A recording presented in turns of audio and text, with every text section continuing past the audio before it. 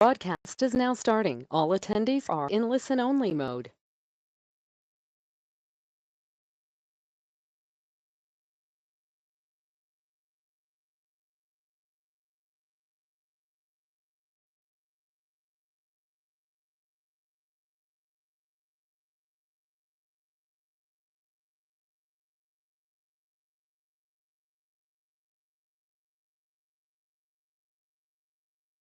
Hello there, welcome everybody. Looks like we've got folks joining in as we speak, which is exciting. I hope you're all doing well today, that you're staying safe and that you're getting your learn on here with the Better Business crew. And I'm certainly excited to be here with you today. Any excuse that I get to talk about video is a good thing. It's a cool thing, it's a fun thing. So if you want to, I hope you interact with me in the chat pane. It's the only way that I can really know what's going on with you. So if you could, just let me know how your day's going or where you're tuning in from or whatever you want. A fun fact about yourself, fun facts about me. You can say, you know, hair's looking great today, Zach, anything like that, that will do.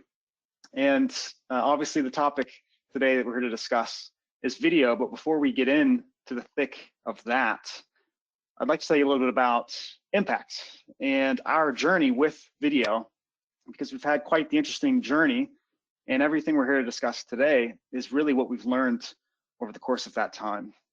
And so about 5 years, that there was this incredible shift happening in the way that buyers make purchasing decisions, and especially the way that they use video to make those buying decisions.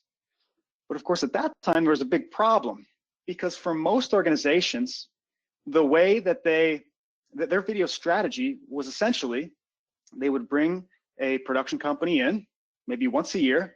They would get a handful of videos made, maybe 2 or 3 videos made, and they would spend tens of thousands of dollars in the process. And then at the end of that year, they would have almost nothing to show for it.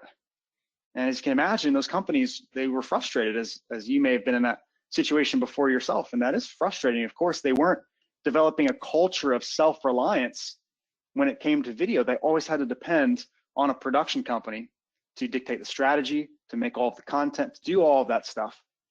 And they had nothing to show for that. But we said to ourselves, is it possible that we could teach companies how to do this in-house?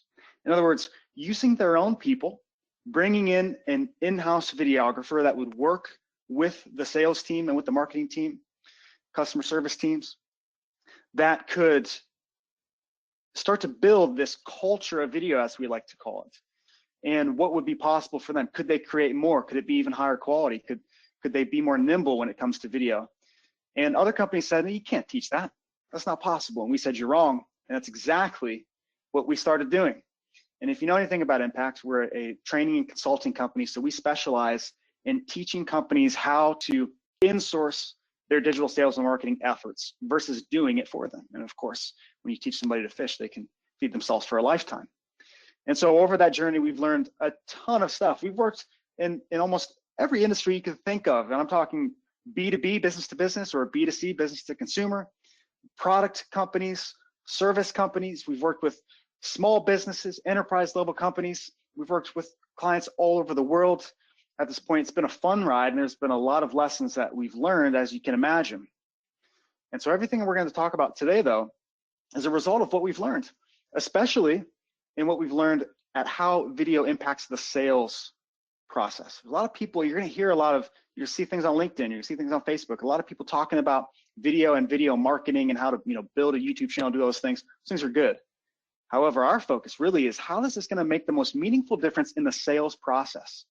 And so we're going to be talking about videos that are specific to sales. But of course, we're not actually having a video conversation necessarily, even though we're going to be discussing a lot about video. What we're actually talking about today is something even more important, which is trust.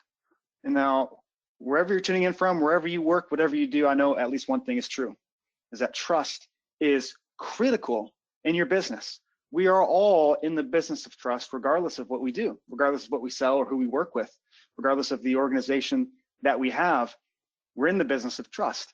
When you break it down, there's a reason why somebody would want to do business with you or not want to do business with you, and that is whether or not they trust you. We hear it all the time. We do business with those that we know, like, and trust. So of course, that's the basis of the conversation that we're really having, trust and how we're communicating in a way to build that trust.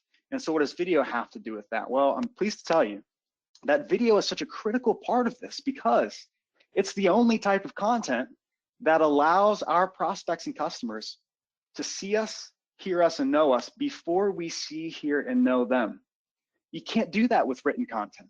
You can't do that with emails or social media chat. Think like all these incredible tools that we have, they don't give you the ability always to be able to see, hear, and know the person you're doing business with before they see, hear, and know you. And that is why video content makes such a big difference.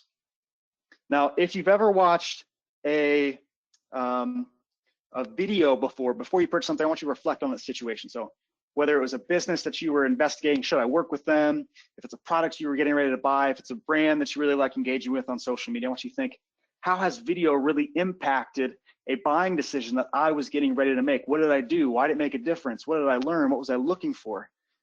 Because the stats show us that a lot of us are watching video content. In fact, Cisco does these incredible studies from time to time, and they're projecting right now, I mean, they do these studies on a regular basis. They're projecting right now that by the year 2022, about 82% of all consumer internet traffic is going to be video-based content.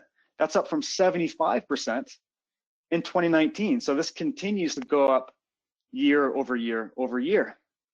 And so we're forced to kind of look at this type of information as business owners or as employees and the way that we communicate with our buyers and go, well, what does this really mean for us? If a vast majority of the content that people are consuming is video, well, what do we need to do with that? And of course, the logical conclusion you might come to is, well, we need to create video. We need to create more video. But that's not enough, is it? Because just knowing you have to create video doesn't necessarily mean you're going to be successful with it. No, what you need is to create the right type of video, especially if you're going to put time, energy, resources into it. And so where do we start with that? Well, we can reflect on our own experiences.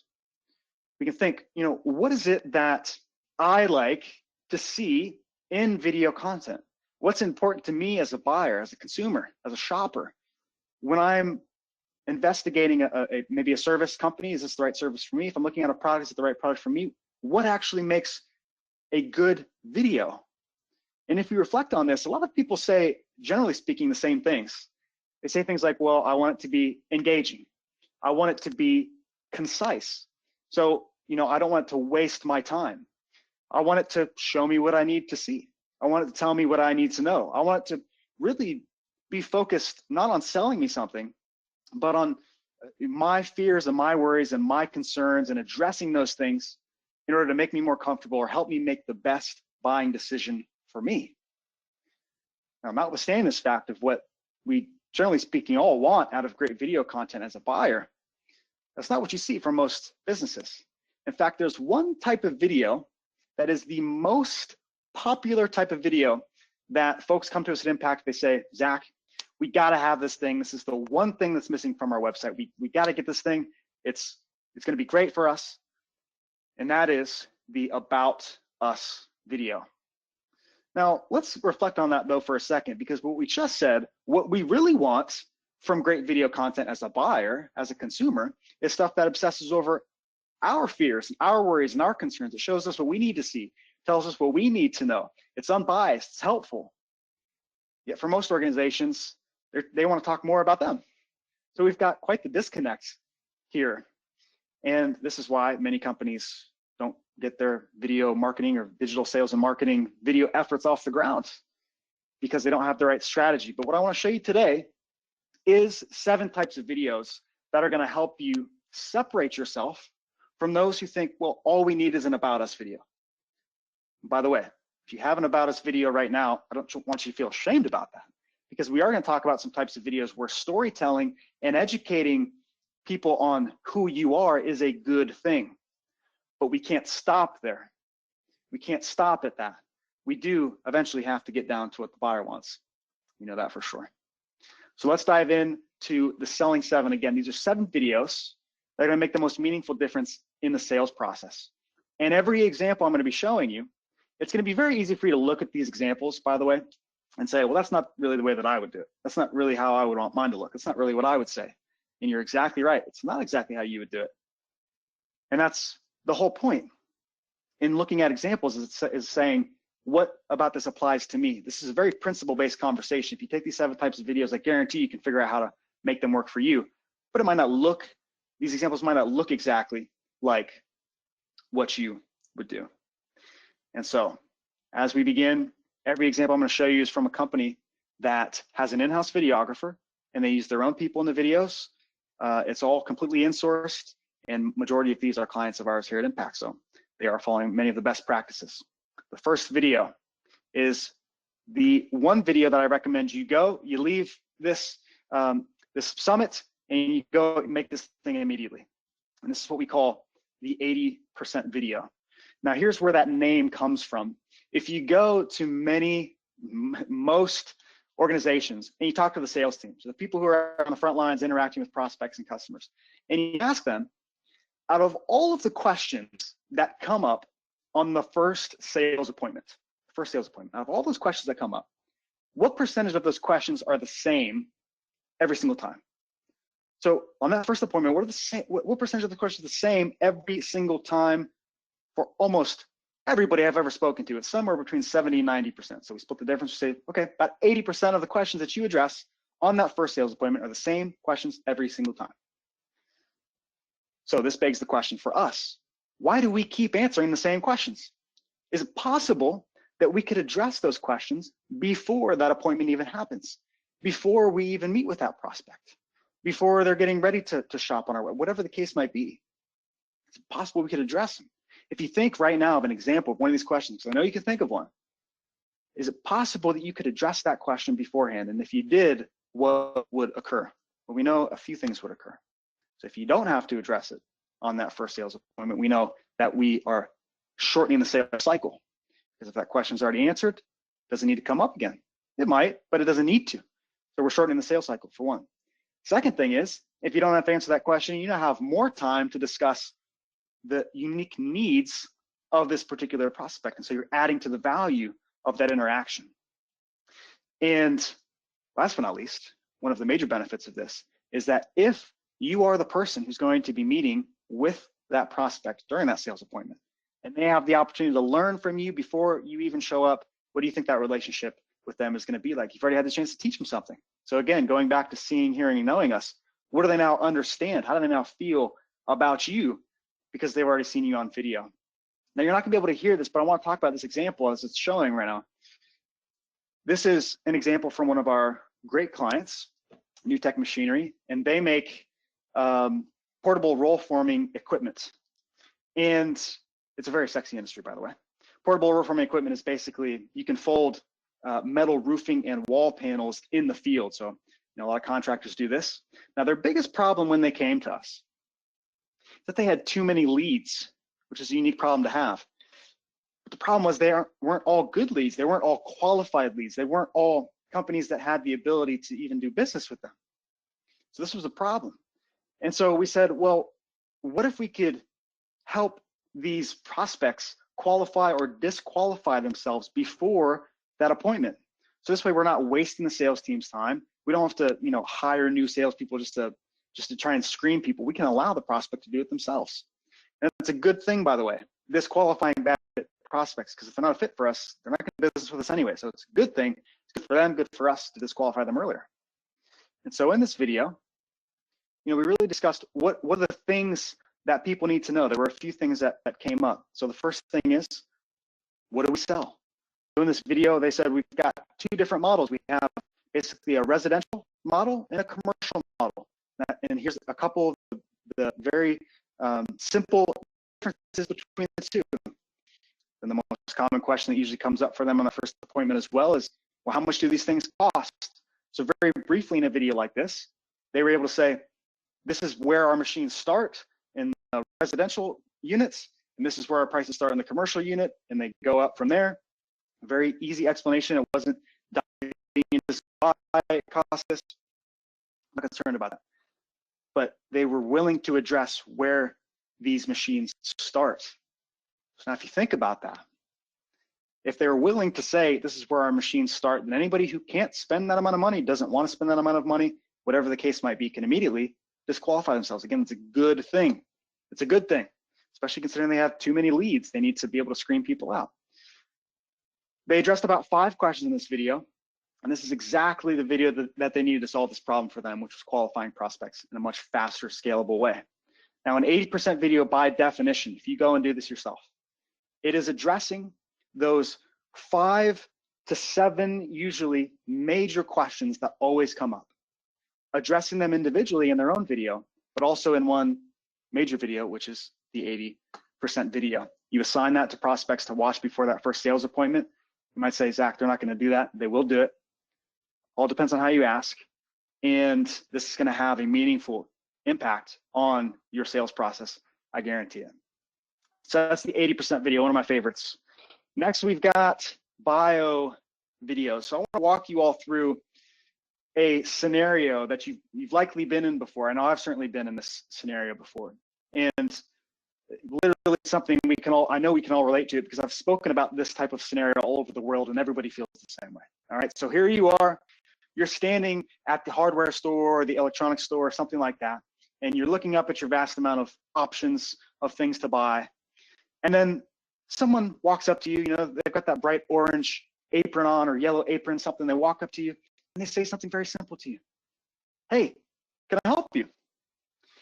What is our default response in that moment when this seemingly nice person, all they did was ask us, can I help you with anything? What's our default response to that?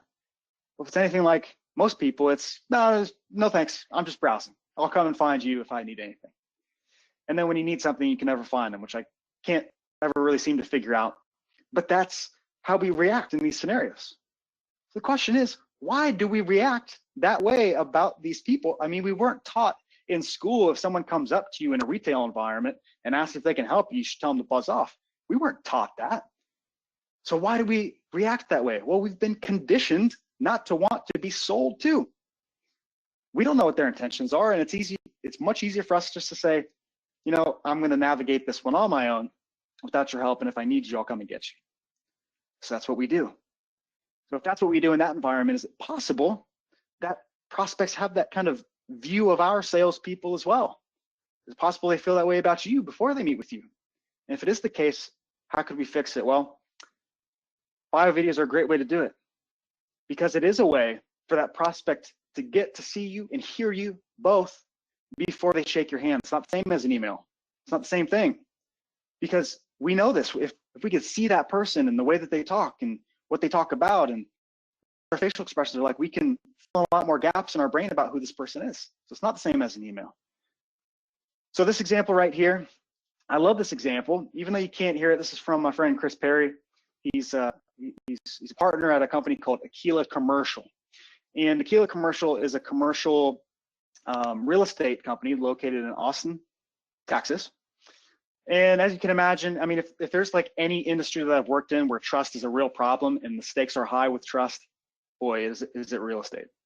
So this was a godsend for them. This is like a perfect type of video that they can make. And in this video, what Chris is able to address is a few things. He's able to talk about himself in a way that he feels he wants to be understood by the people he might meet with. And so he talks about the fact that he grew up in Austin, that he went to college there, that his whole family is from there, and he is a family man. He's got a beautiful family. He's got kids and everything, and he coaches their sports teams and all these things. So you really get to know the type of person that Chris is from him, and in this really nice and kind of like cinematic way, I guess you could say. Now, that's not to manipulate anybody, but it is literally just, these are the things that I feel like people should know about me in order to get to know who I am. Now, for some of you, it might not look like that. For some of your staff, it might not be things about their family or about where they grew up or anything like that. It might be more specific. Why are they a credible person? What does their career look like? Why should anybody trust them, right? I mean, I'm not sure if you would like address that question specifically in a video, but what are the things that would be helpful for your prospects and customers to know that would help them understand your people? not manipulating them, but just showing them these are the things that you should know about me in order to get to know me better, and hopefully you would trust me as well. These videos are great. You can put them in email signatures, you can put them on your website, you can send them in emails to prospects before you go out for an appointment.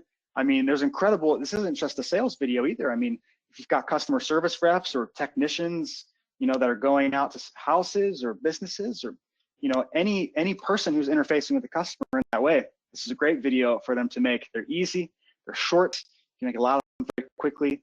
And so bio videos is the second video of the Selling 7. Next, we've got the one everyone likes talking about, which is cost and price. I wonder, how much are you talking about the cost and price of your service on your website right now? Do you have any videos talking about it? If you don't, I'm here to give you some inspiration about discussing cost and price on your website.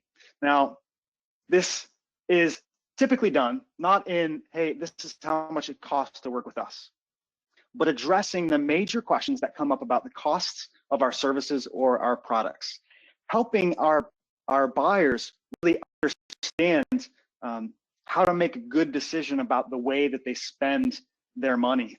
Now, this example right here, this is from another one of our great clients called Sheffield Metals. And Sheffield Metals, they sell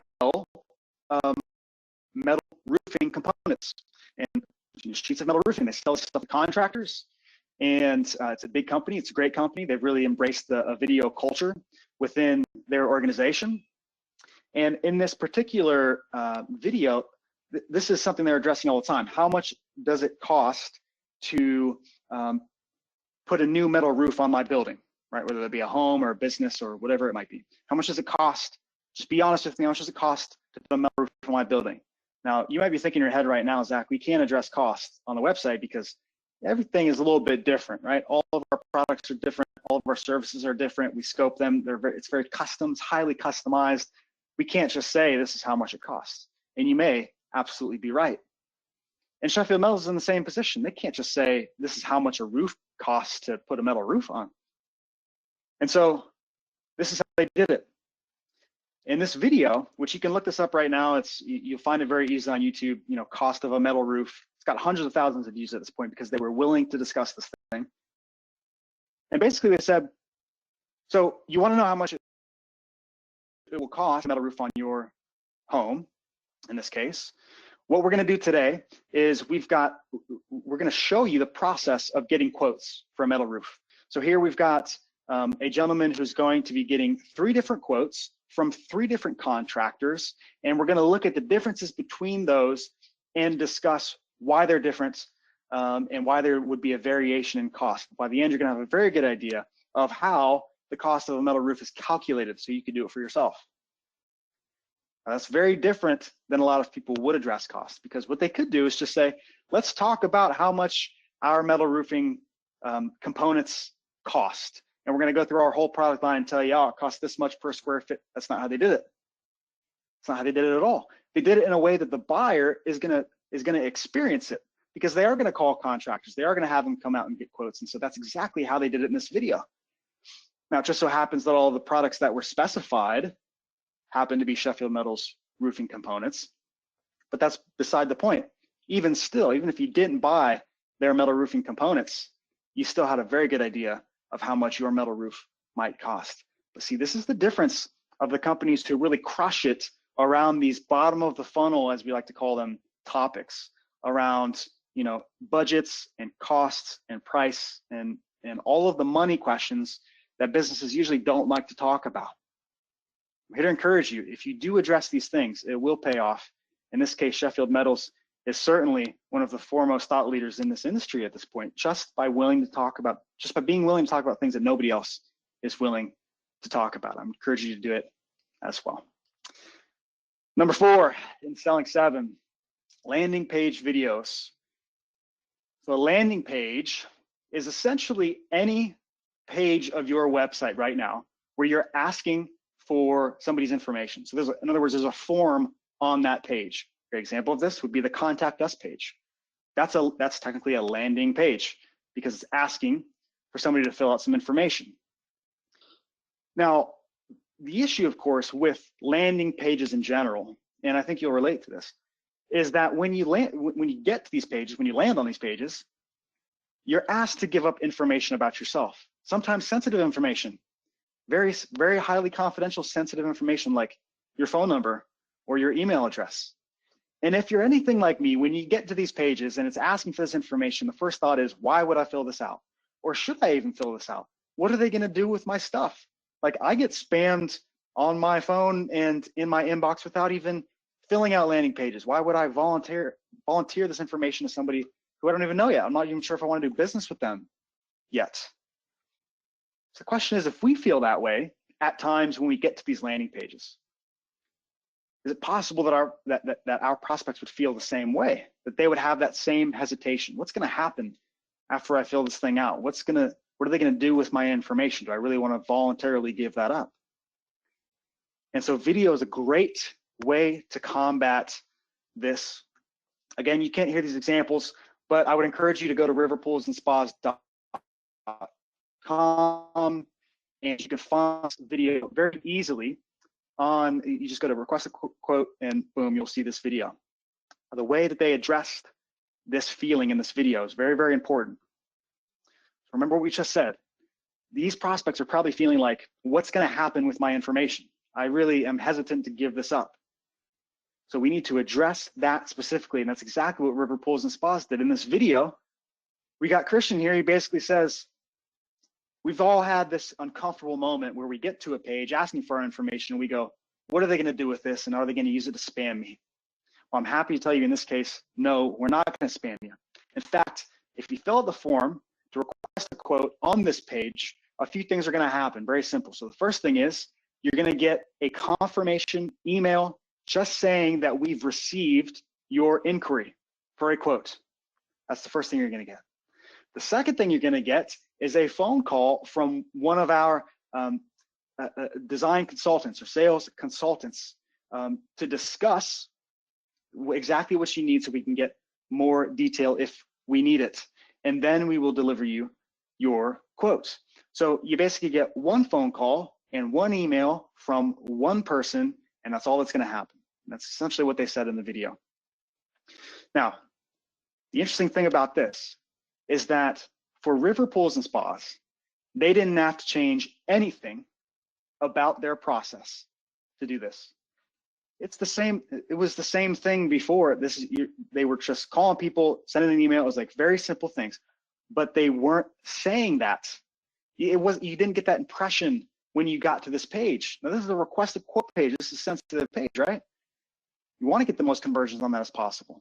And after they created this video, they were able to increase conversions in a radical way. I'm not sure the numbers are right now, but I mean, more than doubled the conversions on this page just by including a video that said, this is what's going to happen after you fill this form out. It's really that simple.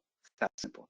So I would encourage you to look at your website. Where are the places where you want a visitor to convert?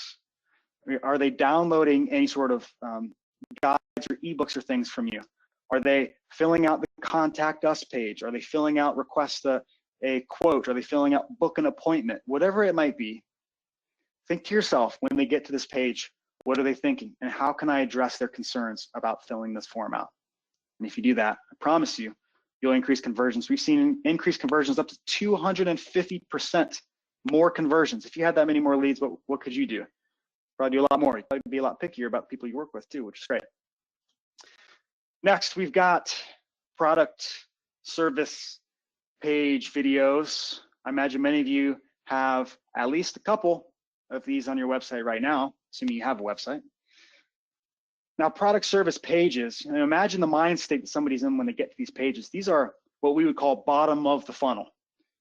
In other words, if someone's on this page, one thing is clear, they're going to make a purchase at some point. I mean, they're getting pretty close if they're looking at specific products or specific services.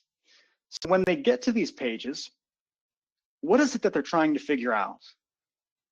Like, in other words, if you go to Amazon and you're on a product page, you're looking at a product page, what is it that you're looking for or trying to figure out in your mind in order to decide if you should buy that or not? That's a simple example, but on those Amazon product pages, what you're trying to figure out is this a good fit for me?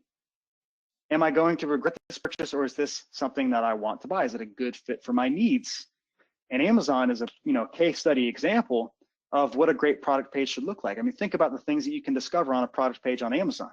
You can look at reviews, you can look at dimensions, you can look at all sorts of things. Really, if you look at your own product service pages, there's at least 6 things that you should absolutely be answering about that product or service. 6 things. The first thing is, what is it?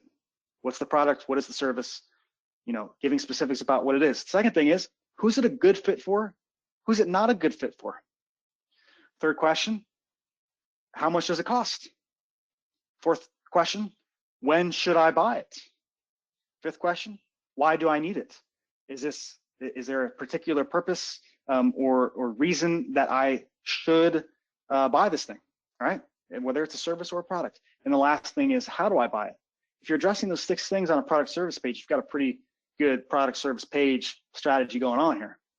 And that's exactly what you need to address in a great product service page video.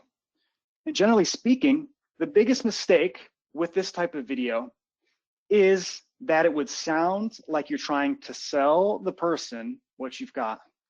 Because anything I know about us as buyers and consumers, we don't want to be sold anything. We want to have the upper hand. And so what are things that would make you feel like you're being sold to? All right? If you think about these things, you come up with a lot of things that would give you the impression that you're being sold to. It's a great example from our friends at Fire and Ice Heating and Cooling. Great client of ours, doing very, very well with their video strategy. And this is a prime example of that. So they've got many different air conditioning units that they sell. And of course, something they're addressing all the time is, what do you think would be, send me some products that I could look at, what have you. And they've got a great website that really goes into all of the different types of units that they sell. But now they've got video content as well. Now I'm going to pause here for a second once we get this table of contents loaded up, so you can see exactly what's being addressed in this video. Now remember what I just mentioned. Remember what a buyer is considering and wants to know in order to determine if something's a good fit for them. So we've got what it is, like what are the features.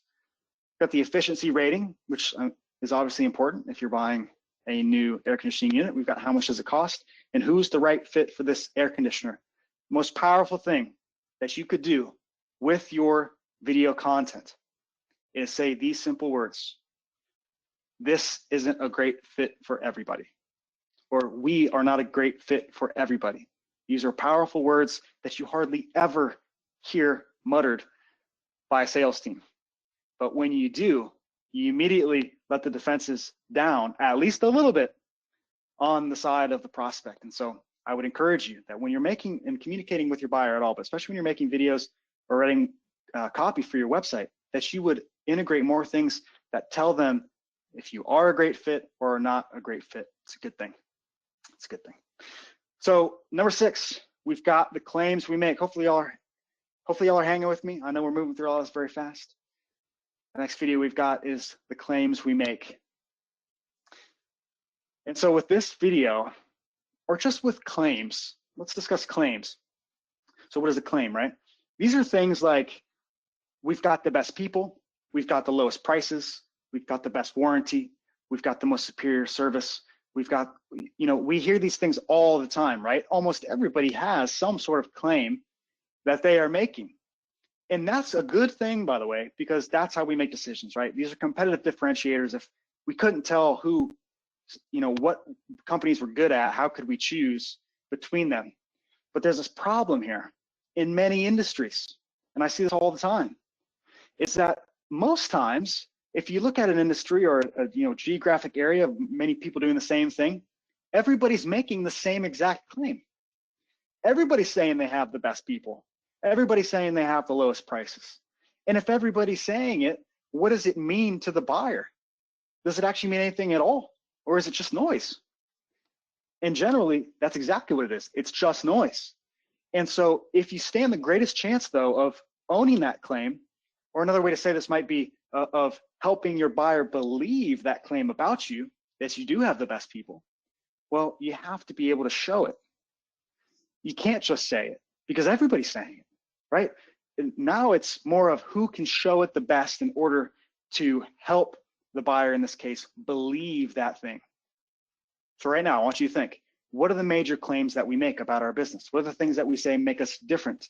Or the things that we know are important that they believe about us, right? Is it that you got the best people? Is it lowest prices? Is it things like this? How well are you showing it right now and not just saying it on your website or in the sales process? One of our great friends, Service Thread, it's a very exciting industry, I know. They made a great claims we make video in which essentially you can see all walks of life from the people that work at their company. I mean, from the CEO to the janitor, you see almost everybody in this video. And the entire time they're talking about the things that that they care about most. And typically it's you, the buyer, that they care about most. In fact, it's not typically. The whole time it's, we believe that we save you time. We believe in going the extra mile. We believe in same day shipment. Like these are the things they just say over and over again. This is what we believe. This is what we believe. But you get to see everybody from the janitor to the CEO talking about these things. You see the expression on their face. You get to know these people. And the major claim, which is so interesting, the major claim that they wanted to back up in this video or help somebody understand is that we won't let you down. We won't let you down. So how exactly would you prove to somebody that you're not going to let them down, right? Without doing business with them already. Well, they had to do it like this. It's a great video. I'd encourage you to look it up. It's a company called Service Thread. You can find the video fairly easily. If you just do a Google search for it, you'll be able to find that. Last but not least of the selling 7, we've got the customer or hero's journey. So if you had the opportunity, if you had the choice to hear from a business, I'm sorry, if you had the opportunity to hear somebody say nice things about a business, or see, hear, and therefore experience what they went through with that company, which would you prefer? Them to tell you the nice things or to be able to experience the journey they went on? Well, most people would say, Zach, I prefer to see the journey. And we say that, of course, because we want to put ourselves in the shoes of that other customer. And this is exactly what the hero's journey allows us to do. If you've ever seen a Disney movie before, right, you know that the hero's journey puts us in the mind frame of that hero, right? We see ourselves in these Disney movies. This is like the oldest storytelling technique ever, is the hero's journey, by the way. And it means a lot because we can see ourselves in that person. And it's exactly what the customer's journey is as well. If we do these right, we're able to put our customer in the shoes of another happy customer. Now, this example right here, you can look this up fairly easily as well. This is one of our clients called Burles Jewelers. They're a family-owned company in the UK. And this particular customer journey video is about a client that came in and basically wanted a bespoke kind of jewelry project. So she wanted a custom engagement ring type of project that she wanted to work on with them. And in this particular video, what they were able to show is her journey, not of just with Burles, but the experience leading up to it. So they asked her questions like, so did you shop around? Like, were there other jewelers that you talked to? And she was able to say, yeah, and while I was talking to other jewelers out there, I really got the impression that they were quite salesy and they were quite pushy. But it wasn't that way here at Burles. And so then we move on to the next segment in the customer journey where she's asked about her design process. What was that like? And so she talked about, well, it was great. And Sarl, my designer, came in early to meet with me, and he really squeezed me in because they were very busy. And you get the sense of all the things that Claire here went through in her journey. And you're constantly saying to yourself, wow, that's the experience that I would want from a jeweler as well, especially if I'm doing a project like this. And so if you're considering something like this, you might right now have testimonials on your site. They might be text, they might be video. Now those are great, those are fine, but it's different than the customer journey because we get the full picture, everything that that customer went through in order to make their decision.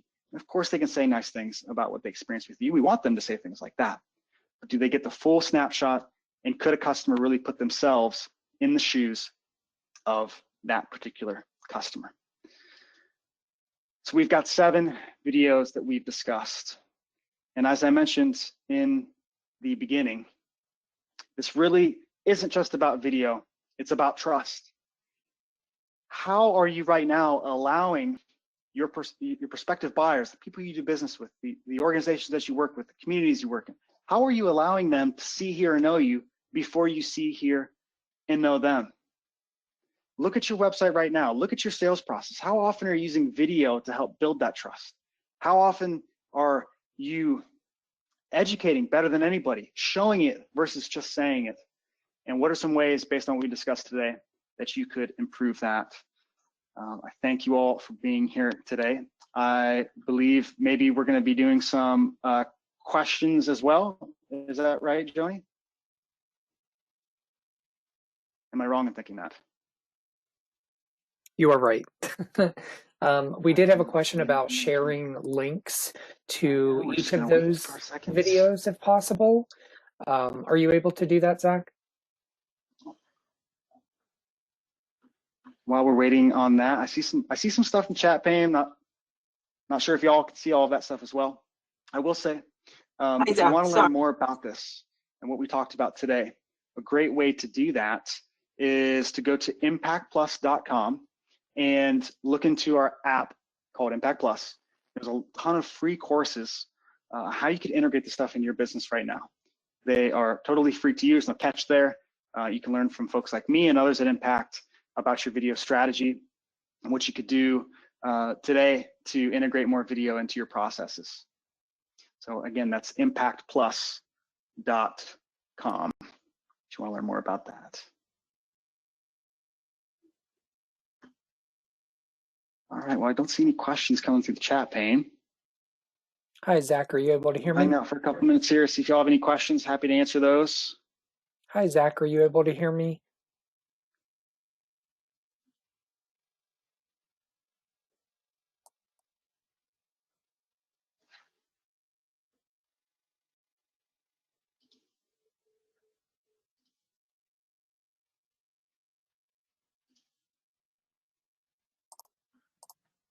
Hello, everybody. I'm not sure if Zach can hear me or not, but if you are an attendee, we did have a question about each link that Zach talked about. I can hear you now, Luke. Videos. So if he shares those with me, I will include those in the email that goes out after this is over, so that you guys can see all of those examples and kind of try to align that to your business and how you could create those. I can hear you now, Luke. Okay, great.